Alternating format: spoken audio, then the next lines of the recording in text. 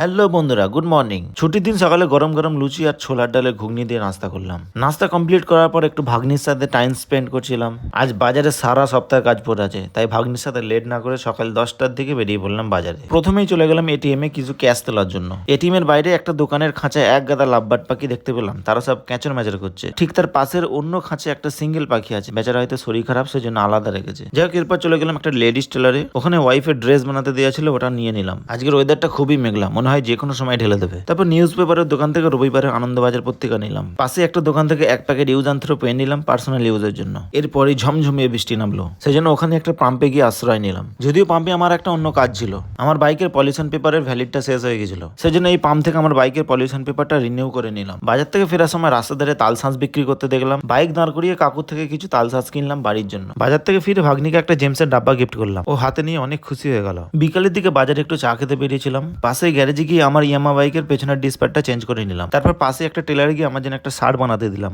আমার সমস্ত শার্ট কিন্তু এখান থেকে তৈরি করি। এরপর মসজিদে মাগরিবের নামাজ পড়ে ফিরলাম। রবিবারের মিনি ব্লগ এখানে শেষ করলাম, দেখা হবে নেক্সট ব্লগে। তোমরা সবাই ভালো থেকো আর প্লিজ সাবস্ক্রাইব করে পাশে থেকো।